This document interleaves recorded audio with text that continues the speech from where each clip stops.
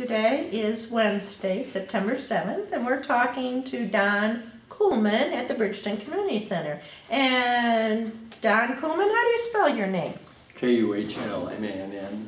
And what is your full name? Well, I've got a middle name that I've never heard before since Elyard, E-L-Y-A-R-D. How do you pronounce it? Elyard. And he was my oldest brother, 20 years older than me, but he was my godfather as well.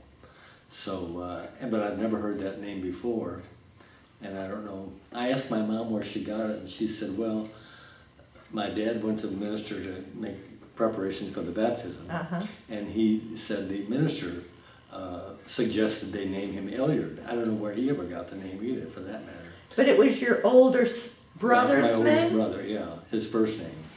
So that's my second name. Where were you born?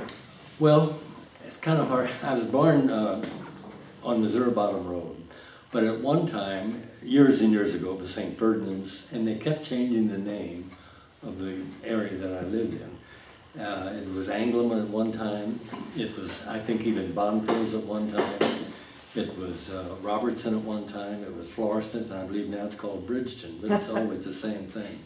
As you come off of Earth City and you're heading north, that becomes Missouri Bottom Road. And if you stay on it long enough, it becomes Aubuchon Road. But before, right at Aubuchon Road, Missouri Bottom takes a right turn back to the Pruitt Farms. Oh, okay. But all the French people lived north of us, and the Germans lived to the south of them.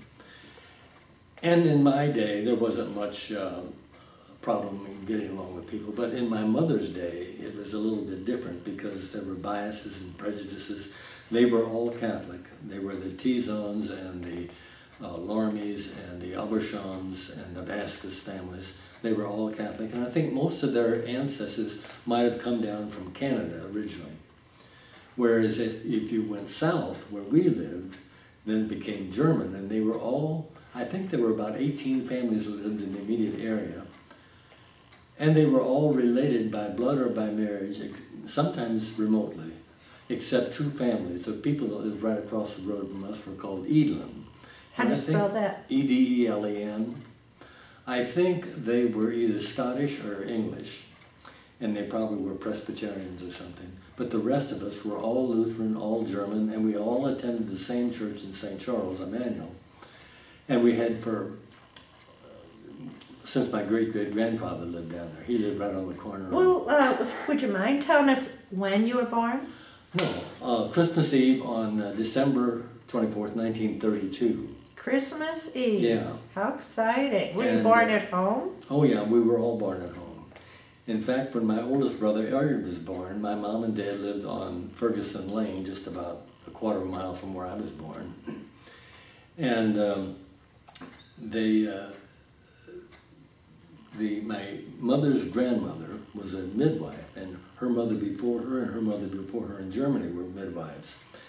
So there were three people in the room. My mom was in bed, ready to have a baby, and then her mother was there. She was 40 years old, and then her grandmother was there, and the grandmother was going to teach my mom's mother how to deliver a baby. Wait a minute. Who was 40, your mother? Yeah. Well, no, my mother was 20, and my grandmother was 40, and my great-grandmother, who knew the business and was going to teach her daughter, who was my mom's mother, how to deliver this baby. And my great-grandmother must have been close to 80 at the time, maybe a little bit younger. And so when things got to a critical point, my great-grandmother turned around, and her daughter was standing facing the wall with a towel over her mouth. And she says, "Mama, I think I'm going to be sick." And she says, "Caroline, get out of here. You'll never be any good at this." So then there's just the grandmother and her granddaughter there. And she leaned over to my mom and says, "It's just you and me, Flora, and we'll do just fine." And they did. In fact, that same woman delivered my mom's first three children. And they were all born down there in that house on Ferguson Lane. And then later on we moved just a quarter of a mile away on Missouri Bottom. Now, is Ferguson Lane by BMAC, the athletic fields?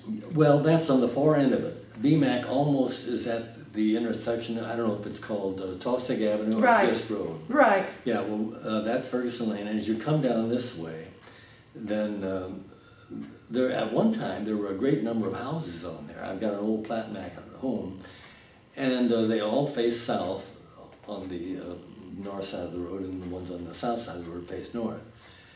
But today there are only, in that community, there are only 7 houses, I think, left, and 6 of them over 100 years old. Wow. And they're all 2-story buildings. My husband and I drove around through there just recently, and I was wondering about those houses. Yeah, well, I was born in one of the 3 on the east side of the Missouri Bottom Road, and then Eden's house is still there, and the Banker house is still there. At one time, it was called the Pilgrim Place, because Henry Pilgrim owned that farm, and his daughter was named Louise, and she married George Banker. And George was a brother to Gus Banker, who was your wife's ancestor. And after the Pilgrims died, then the daughter and her husband, George Banker, lived there. It was called the Banker Place. And then when they had a daughter named Carlotta, but they called her Lottie, and she married Ben Dahlhoff, and then it became Ben Dahlhoff's place. So it was always the same family, but every generation it took on a different name. And is that house still there? Mm-hmm. I remember Jenny pointing that out. The house and barn, both are over 100 years old. And the Dahlhoffs had one son, Clinton, but he's retired and he lives in Florida. But I had to laugh some time ago, that house was for sale. And I only noticed it because there was a picture in the paper, in the Post. And it mentioned old world charm, and I thought, yeah, if you know all the things I know about that house, because when the floods would come, the basement would fill with water, and there were all sorts of things down there, snakes and frogs and everything else had to be cleaned out. And that's where all the other houses disappeared. Yeah, we were all flooded. Our house at one time had 33 inches of water in it. In the late 30s, we seemed to have more floods than any other time, and into the early 40s. Then we moved out in 43, I think.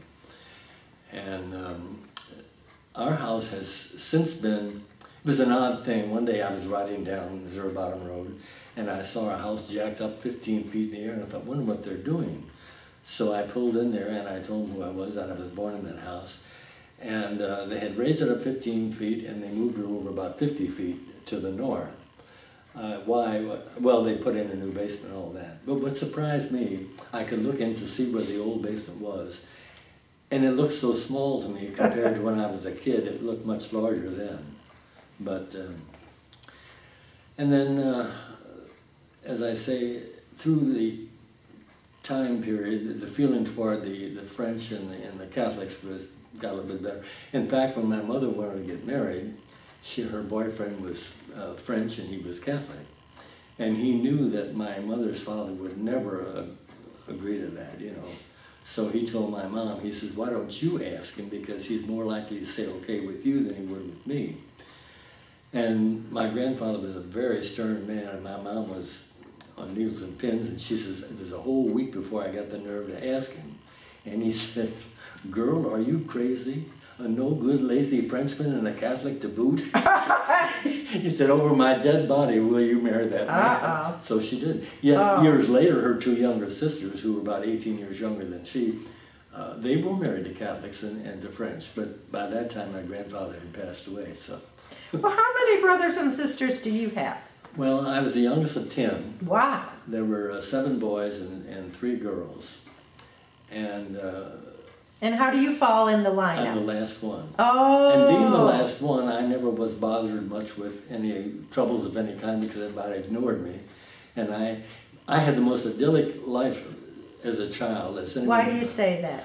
Because I had parents in this big house and all the food and clothes you wanted, and every animal you could think of, didn't have to work, was healthy. I mean, what more could you ask?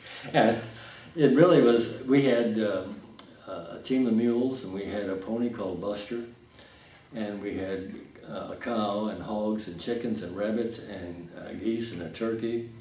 Just everything you could think. My dad was crazy about animals. Well, what kind of work did your dad do? He was a farmer. Okay.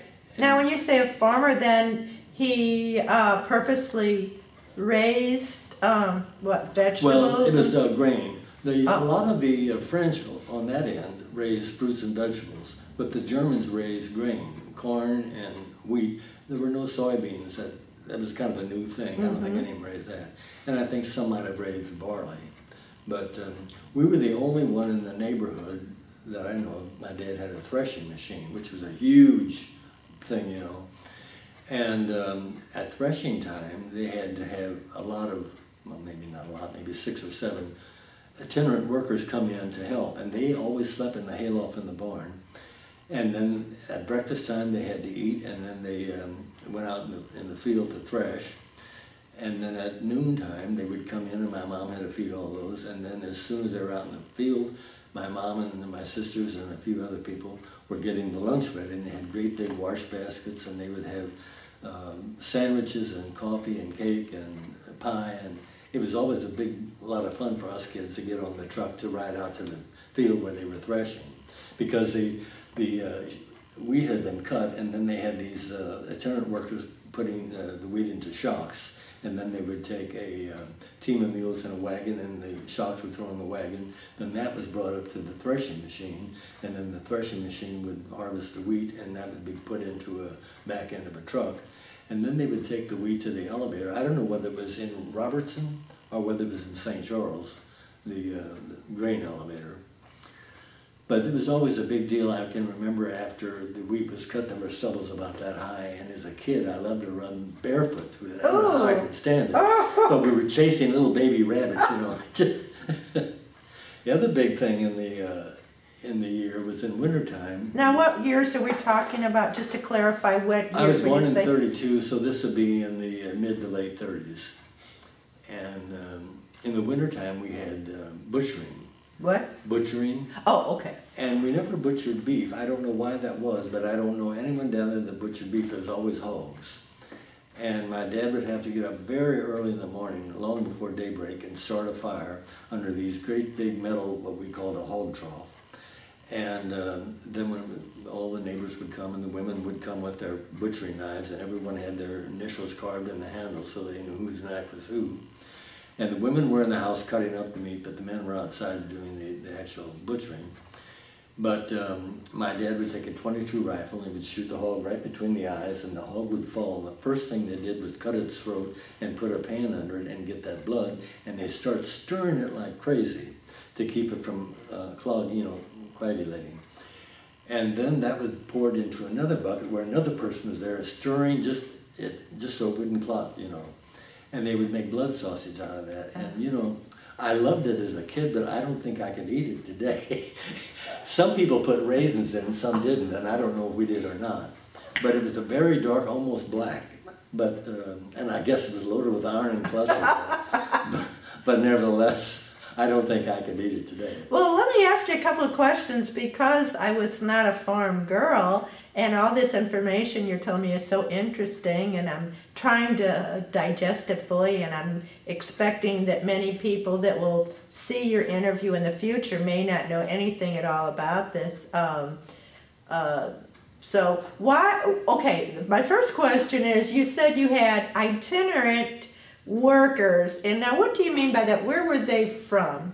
I don't know where they were from. They were not Mexicans as you'd see today. They were just generally young men, and I don't know if they followed the harvesting around or what, but they slept in the hayloft, and they were only there like 4 days at the most when the harvesting was over. And then oftentimes my dad would take the threshing machine to a neighbor's because they didn't have a threshing machine, and I'm sure my dad went with it because he was very particular about his equipment, and he was the only one who was going to run it, you know. But and you said that then when it was time for butchering, what time of the year was that?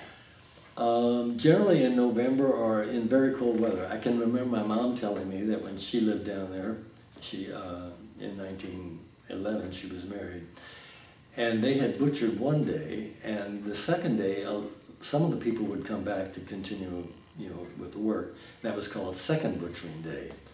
And she was married the day after Second Butchering Day, and I can't understand, I never asked her why, because her mom had all this work preparing food for these people who helped with butchering, and doing all that work, and then cleaning up, and I'm sure the house smelled from fried sausage, you know. And then to have the wedding over at Emmanuel, and then come back and have the reception at the house, I never could understand that. I asked my mom one time, you know, and she said, well, I don't know why, you know. Maybe they didn't have butchering day that particular day, or? Well, they had it 2 days before, and the day before she got married was what they called second butchering day, so they had a load of people then. I just can't. And why was it necessary to have extra people come for butchering day? Well, we would sometimes butcher as high as maybe 5 or 6 hogs, and they were big.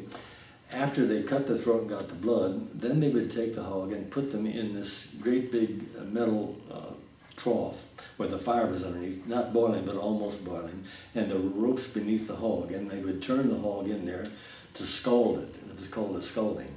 And then as soon as they were out of the scalded, they would pick it up, and they would take great big hooks in the tendon of their back feet and hang them up, and then they would start scraping off all the hair, and they were little square things. They looked like tin with a handle on. And some time ago in St. Charles County, I was at a sale, and I saw some of those, but most people had no idea what those things were, but they were to scrape the hair off the hog.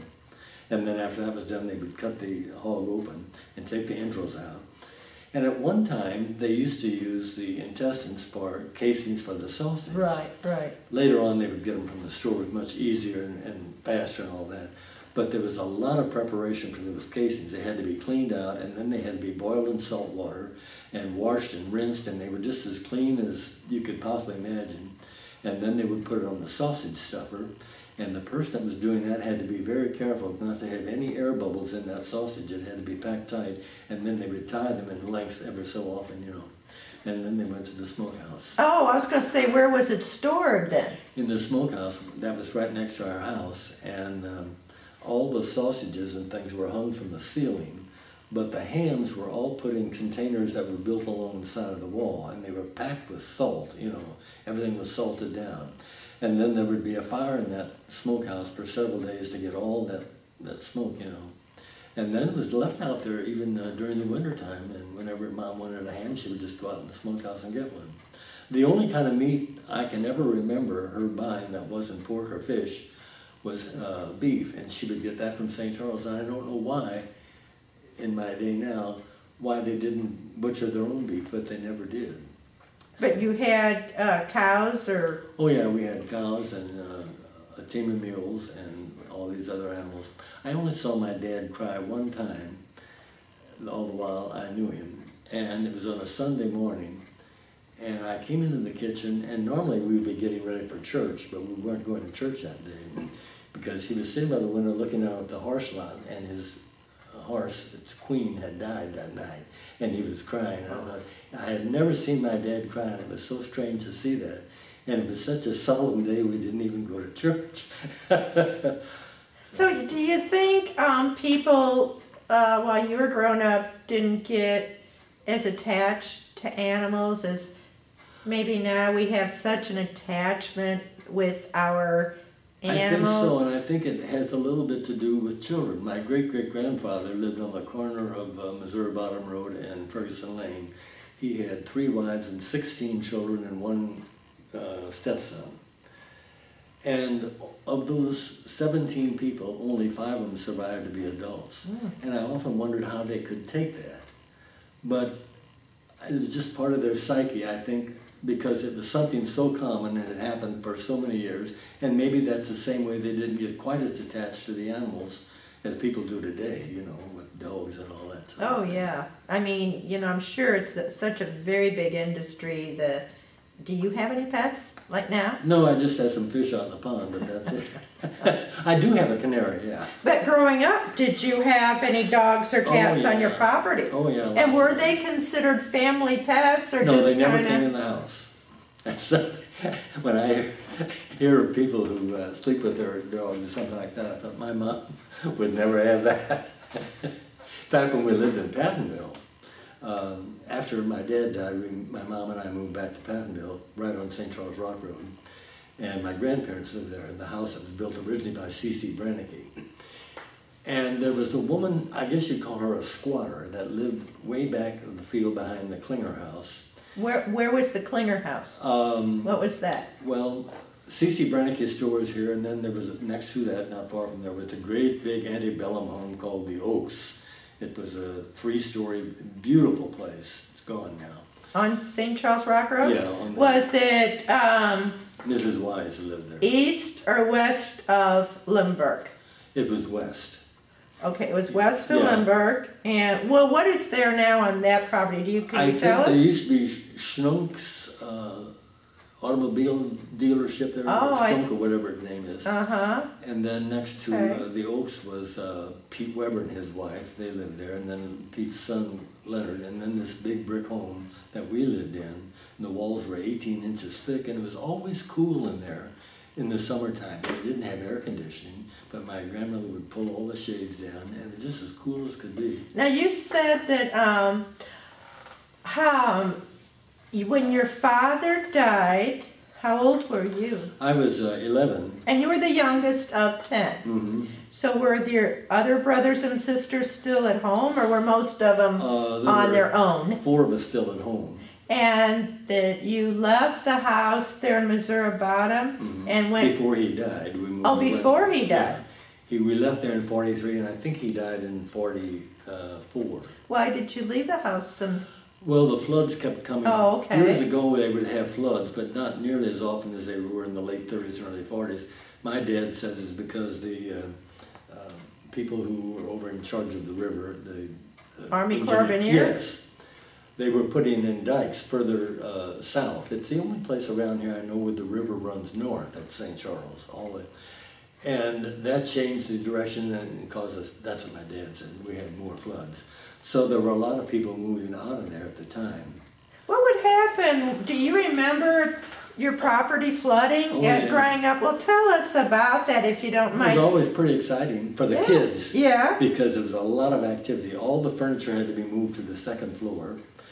And we had a piano that must have weighed a ton, and they couldn't move that, so they would bring in big wine barrels, and 4 or 5 men would lift that thing up on the barrels.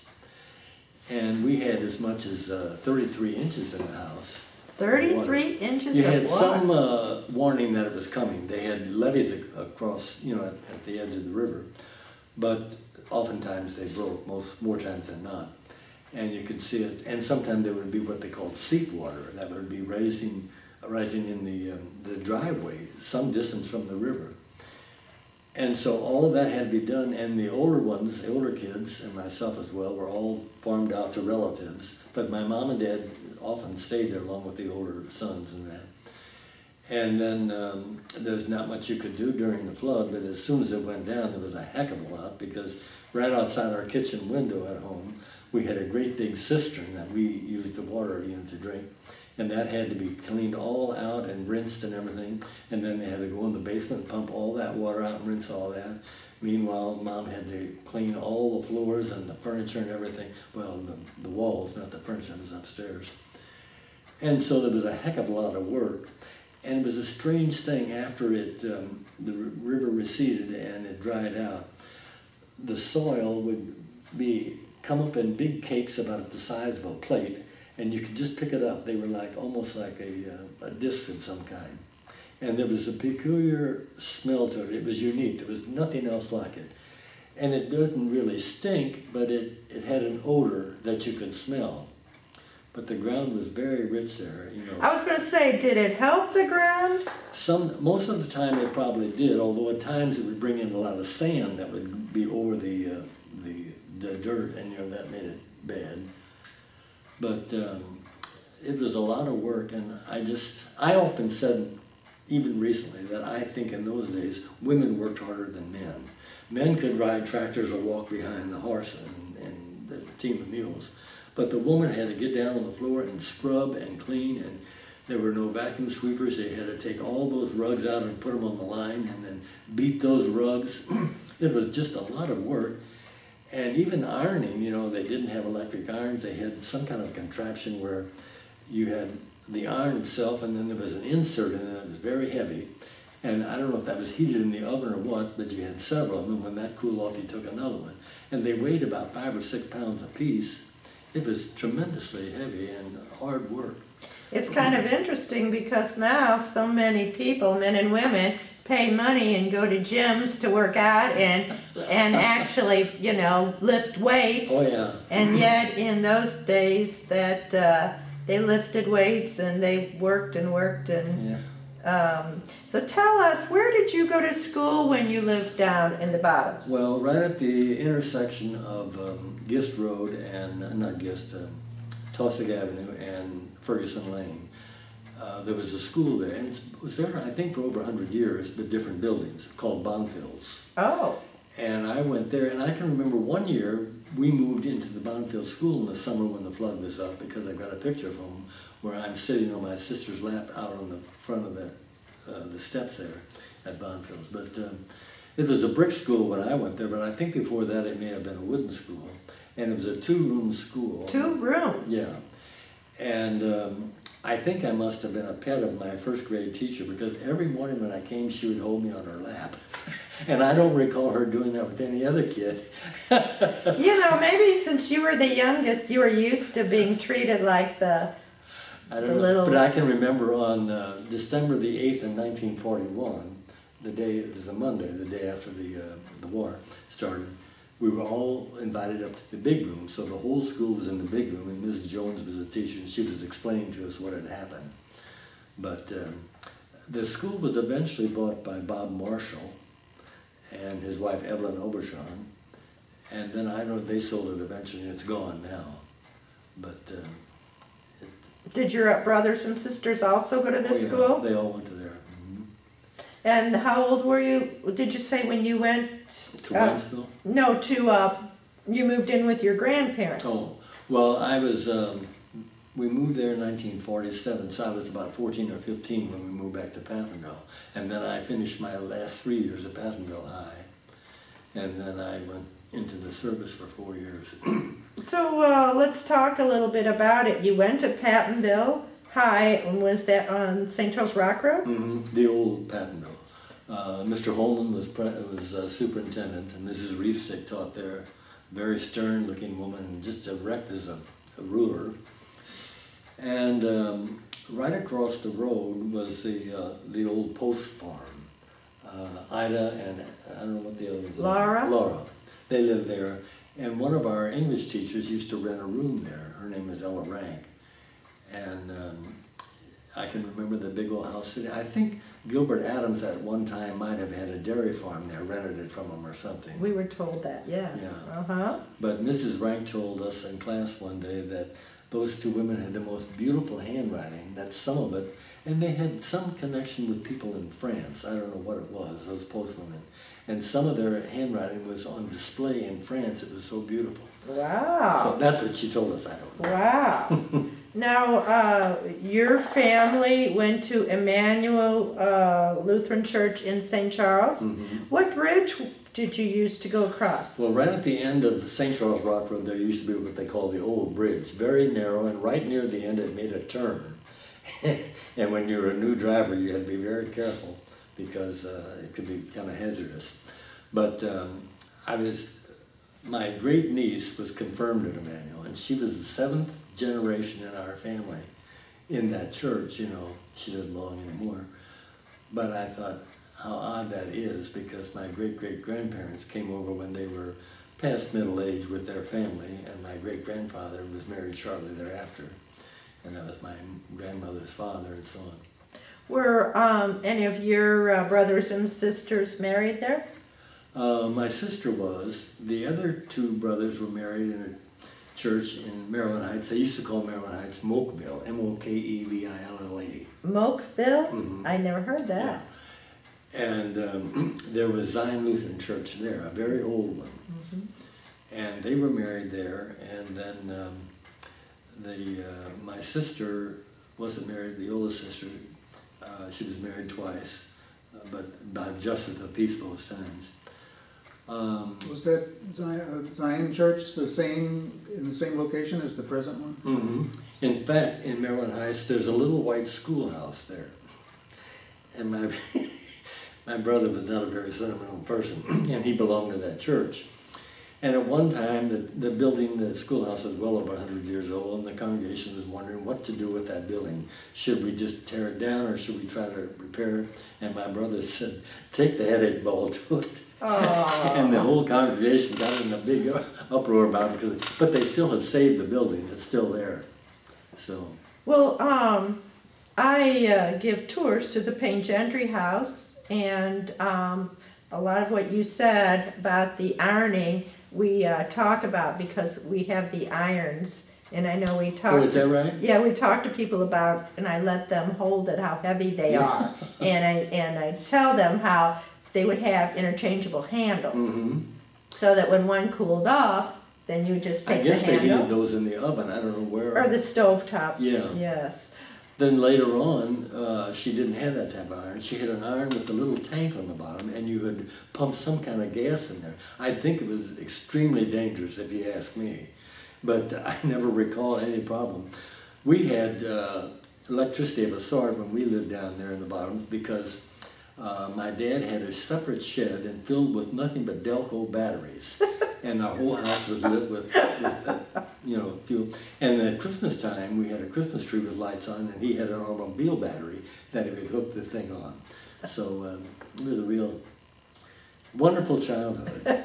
When you were in high school, did you work part-time, or did you have a job after school? Well, my brother had a business across the road from the high school, West End Fuel and Material Company. What was it? West End Fuel and Material. At one time he hauled, when they started out, he hauled coal and that sort of thing, but it eventually morphed into ready-mix cement. And then he moved from there over to Lambert, which is more commonly known as Robertson, right on Lambert. And then he retired. But I did work for him in the office there for a short while. I see. How many do you think graduated with you? What year did you graduate? I graduated in 1950, and I think there were like 42 or 43, and I was just looking at, we had our 50th anniversary, and then recently our 60th, And I looked on there, and quite a number of them are dead, by now, but I don't know if you knew the Sharp family. Now, we heard there was a restaurant called Sharp's. Is that right? On St. Charles Rock Road? Right. Was that at the corner of the Rock Road and Raymond Avenue. And that was right across from Brenica Hardware? Right, catty corner across. What can you tell us about the restaurant? Well, I think the father, I can't remember what his first name was. He was like a deputy for St. Louis County, and the mother was, she was a great lady, but she could be very sharp-tongued. And in fact, I met her at a funeral parlor one day after she was a widow, and I said, she had been married 50 years, I said, that's a long time. She said, it's a hell of a long time. But she had 3 daughters, and Sally was in our class, but she died not too long ago, a couple of years ago. Of course, Mrs. Sharp is dead. And I don't know, I think there's some sort of a carnival sales place there, or what it is. Oh, But that was the restaurant. Right. And at one time, I think Brenicke's store was originally across the street from where they are today before they had their fire, and then they moved over here. Then there was, right on the very corner opposite Brenicke's store now was the Lucas home. Yes. Gertrude Lucas. Gertrude taught at Rittner High School. Oh, really? And she and her mother would often come visit my grandmother. Why is that? Well, everybody in that neighborhood seemed to visit everybody. Even Mrs. Wise, who lived in that great big antebellum home, would come there, but she came without shoes. And my grandmother said, why do you not wear shoes? She said, I like to feel the earth between my toes. And then, of course, across the street was a man named Joe Henry. And I can't quite figure it out because he was with St. John's Bank, and at one time he was president of the bank. I don't know if the Branicke was the CEO or what, I don't know. But he was there, and he was a very tight man, and he was a red-hot Republican, and so was my grandfather. And he would frequently come over and visit my grandfather, and they would run Roosevelt to the ends of the earth. But one time, my grandfather told me they were going to have a chicken dinner for the people who worked for St. John's Bank, and he was deathly opposed to it because it was a waste of money. So they only had fried chicken, but he went, but he would not eat any chicken. And he lived right across the road from us, and he had his own chauffeur and his own housekeeper. Wow, a chauffeur? Yeah, and an old Buick that sat in the garage. And when he retired, he fired the chauffeur, and the car just sat there. And he and his housekeeper never got along. I don't know how they maintained their And he wasn't relationship. married? No, he wasn't. He may have been, I think he might have been years ago, and his wife died very young.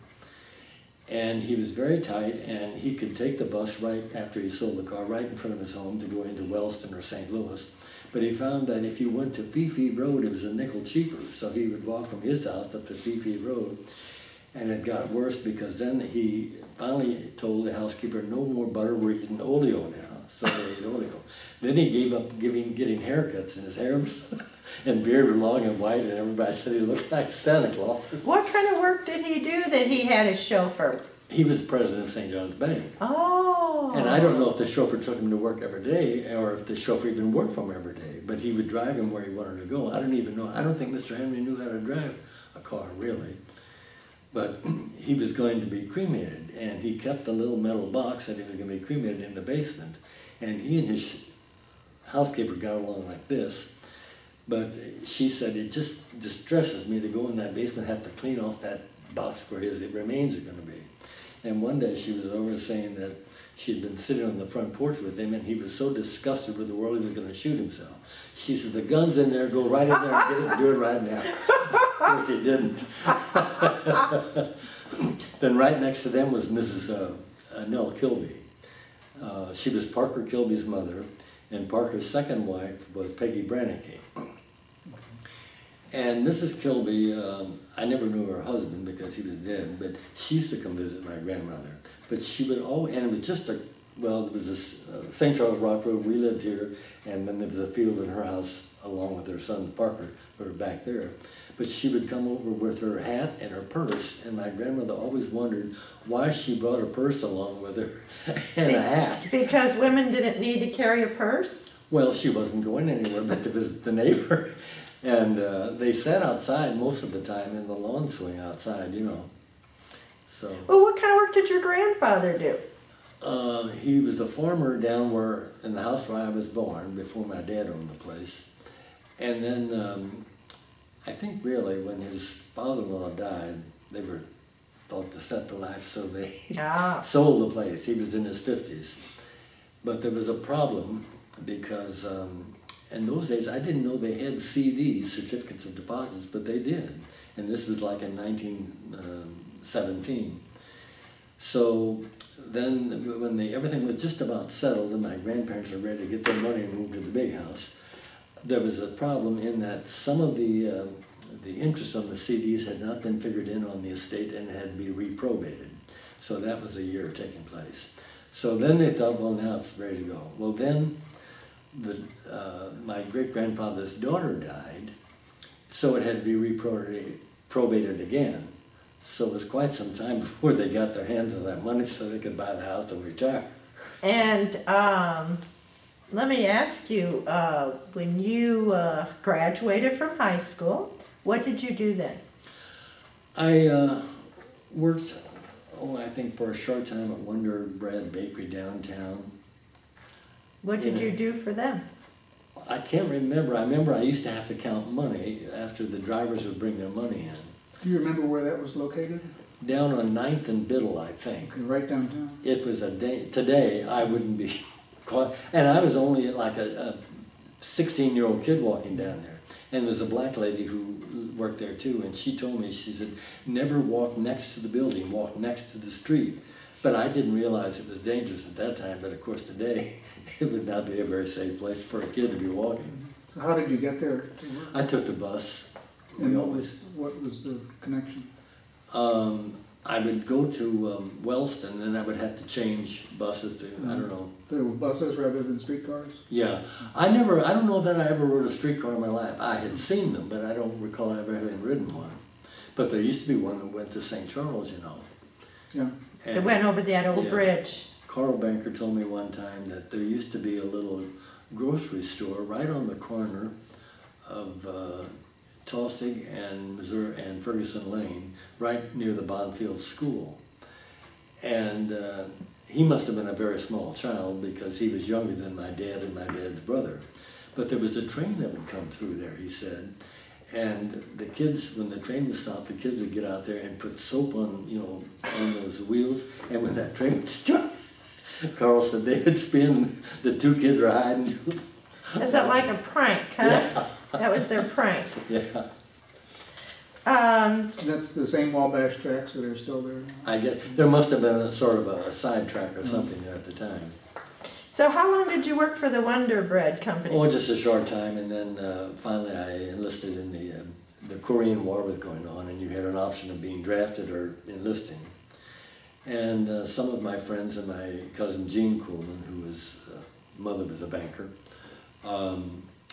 he was drafted, he went to Korea, but I enlisted and I went to Alaska. What branch were you in? The Air Force. Oh. We were radio operators and we were intercept operators, always monitoring the activity of the Russians, you know, and they monitored us as well. In fact, they would wish us Merry Christmas because they knew we were listening. Did you speak Russian? No, we had people who, we would copy all their, everything was coded to begin with. They would be in open language to begin with. What do you mean open language? Well, in regular Russian. And we had a guy in a separate room who was a person who could read in Russian. You know. A translator? Yeah. Mm-hmm. And so all the tapes we had, we would take to him and he would translate it. But once they got their, they each one had a designation like for their call signs, like RAD and RGM. And they had two methods of sending transmissions. One was Morse code, and the other was called non-Morse, I would call printer.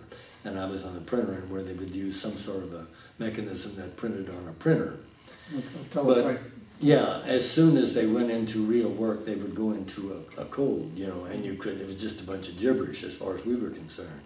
But on rare occasions, they would forget to flip that thing, and it would, the first two paragraphs might be in Russian, and they would stop immediately. They knew what had happened. And then over on the what part of Alaska were you at? right at the base of the Aleutian Islands, it was a place called, they named it several places. At first it was called King Salmon, and then it was called Naknek, and I think it's still called Naknek today. Is it an Air Force base? Mm-hmm. I guess it's still there, I don't know.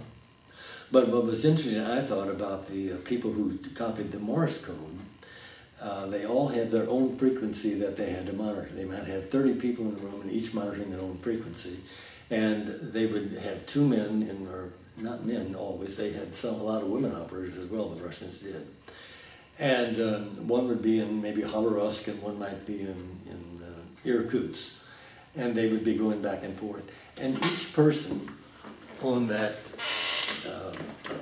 Morse code contraption, whatever it was, had a certain characteristic about it that a person who was listening to that could tell immediately who it was. It was different from a person who was right next to him.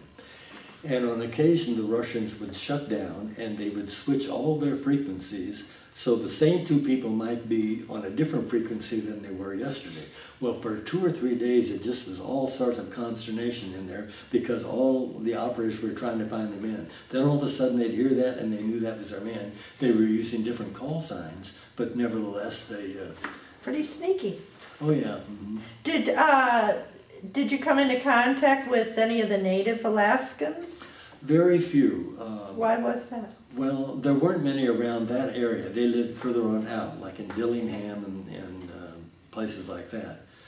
But I did get out on one occasion, and I went to a place, and there was a real old church. I guess it was a Russian Orthodox, and they were, instead of tombstones, they were all like metal, and they were rusted, you know. It was very, very rustic.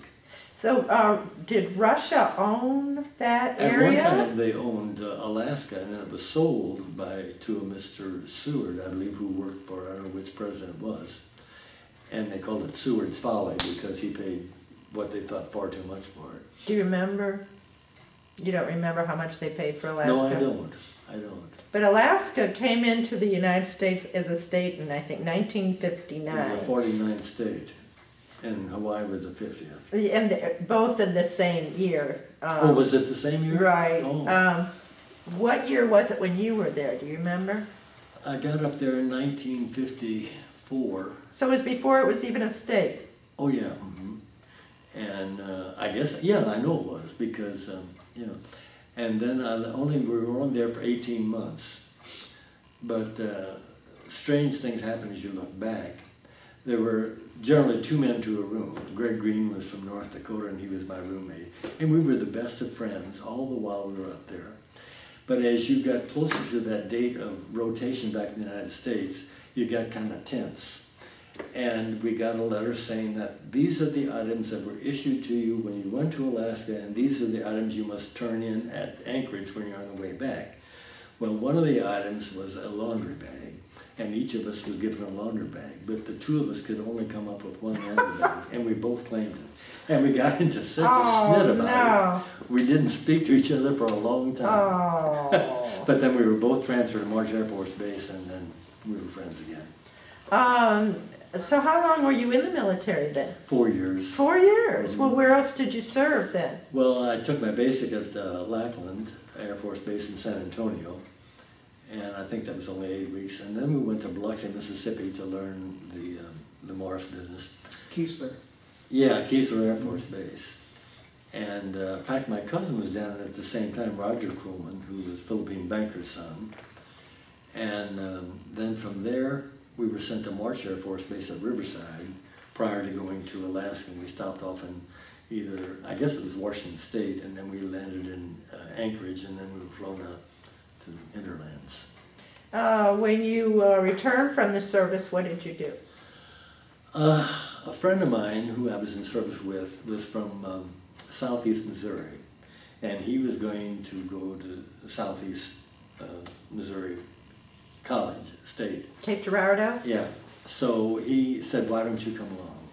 So I did, and I never took off any time. I went all year round, summer and everything. So I got out of there in a little less than 3 years, but I got my degree. In what? In business administration. Then I went to work for Brown Shoe Company in Cleveland. Really? At their headquarters, and they sent me out to Union, Missouri, and Washington, Missouri to be a time study analyst. And that only lasted a short time. Then they brought me into the home office, and we would have to issue rates for piecemeal work, you know, piecework. And those poor people in the factories made very little money, but everything to the last finest point was paid on piecework. Even the pane of windows in the glass, so much a pane. And the fancy stitching on the shoes, so much for one kind of a curve, and if it was a sharper curve, a little bit more. And I can remember years ago when women had what they call triple needle shoes. They came to a point just like this. They were really pointed. And the people who put the shoe over that last wanted a much higher rate because they said it was far more difficult to do that than a regular round toe, or, you know, and I don't know if they got it or not. But it was the same thing when they did away with those and went back to the square toe. Then they wanted to raise again because they said it, you know, more difficult. But I stayed with them until 1971. I started there in 60 and I left in 71. I went to work for Home Federal Savings and Loan. And Did you live in Bridgeton during that time? What was I living? Oh, after I came back from service, my mom had bought a house in Ferguson because my grandparents had died and they sold the place.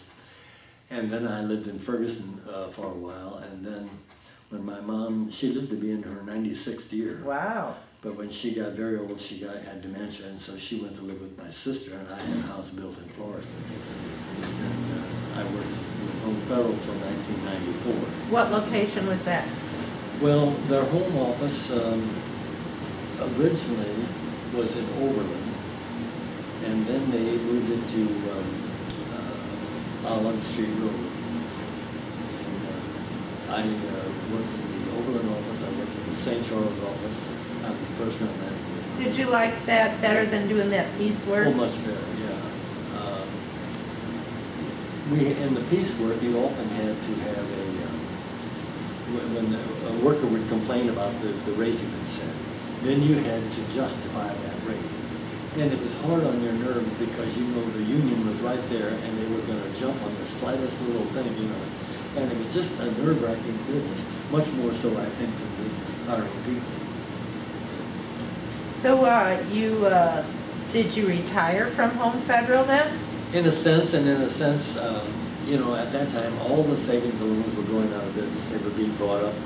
And we were bought up by Roosevelt, and then Roosevelt was bought up by some bank, and that bank was bought up by another bank, and it finally wound up as being a part of U.S. Bancorp. But that was in '94. And I was going to retire in December that year anyway. But when we were bought out in May, I think it was, they kept the tellers and all that sort of thing, but all the officers they let go, you know. So it was a nice place to work. You didn't live in Bridgeton anymore then after that? No. And where do you presently live? I live in Wentzville, about a mile and a half out of the town proper. And do you have, is it more of a rural area where you live now? Well, I wouldn't say that. It's a subdivision. There are subdivisions all around. When I lived up there the first time in the 40s, it was very rural. And they only had one street. Now they've got highways and overpasses and everything else. It's just so different. Now, you know, when we first met you today, upstairs in this community center, I think you mentioned that you've never been in this building before. Is that right? Never had been. I've been past it many times. I've never been in the Payne Gentry house. I'd like to go through there sometime. Do you remember the Payne Gentry house being here when you were younger? Yeah, before it was even taken over by Bridgeton or whatever, you know. I don't know who lived there at the time. In fact, I went to school with a guy by the name of Ned Gentry. And he was a little bitty skinny kid, and I don't know if he was somehow related to them or not. I don't know either. I don't know either. But it's not too common a last name, you know. I was going to tell you about my dad. He used to have barn dances. Like what? My dad used to have barn dances. Barn dances. That sounds like fun. I guess he must have started in the 30s, and they had it in the hayloft, you know, and all the people from the area would come, and they served cold beer and soda and hot dogs. Now, when you say serve, did they charge for that? Yes. Oh yeah. And there'd be quite a number of people there. In fact, I don't know how they all got into that hayloft because it doesn't look, the barn is still standing. And when you say hayloft, is that like a second? The second floor of the barn. You had to go up the steps. Was that a nice, solid structure? Oh yeah. And I'm surprised that it never burned down, but I kind of think maybe my dad didn't allow any smoking in there because with cigarettes and beer and people having a good time, you'd think there'd be a fire, but there was never a fire there. So I have an idea they had to smoke outside. And my mom would cook the hot dogs, and my dad would, the only kind of dance they really did was square dancing. And my dad would call the square Oh, dance. really? Oh, yeah. And that lasted until we had a new preacher in St. Charles. And after a year or two, he found out my dad was holding dancing and serving beer. So he came out and said to my dad that, you know, anyone who drinks beer or dances is on a sure road to hell, and you're leading them. Oh. And I will refuse to give you the sacraments until you stop that. Oh. And my dad was, you know, ready to continue on with the dances. But his mother and his mother-in-law were just so upset about that he finally gave in. We stopped the barn dances. So he was actually like a square dance college. Oh yeah. And then you as a young boy. I can just vaguely remember those. I remember the hot dogs.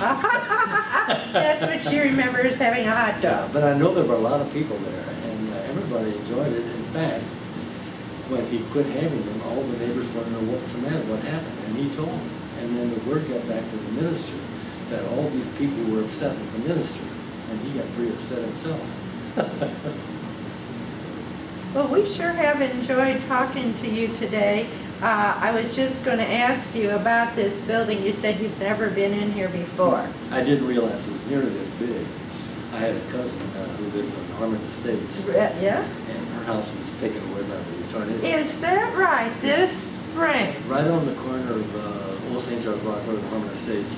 It's on the right-hand side as you pull in. What is her name? Bernice Wiegers. Her husband used to have all the Christmas decorations in the yard at Christmas time. You couldn't miss it. And she was in she went in the basement when the tornado came, when the alert came. And then she said everything was quiet, and she got up to go up the steps, and by that time the kitchen door slammed, and she sat back down, and then in a minute the roof was gone and everything. Wow. But she has since had it all leveled off, and she sold a lot and everything. So it was not in Harmon Estates, or? Oh yeah, it was. In fact, there were a great many homes in Harmon Estates that were damaged or some ruined.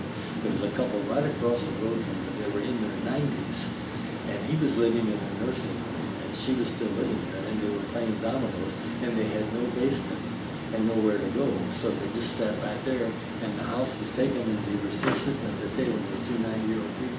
That's a miracle, isn't it? Yeah, it really is. But your cousin was not harmed. She was not harmed at all, but I got to go in later on, and everything was loaded with insulation and water, you know, and it was really a mess.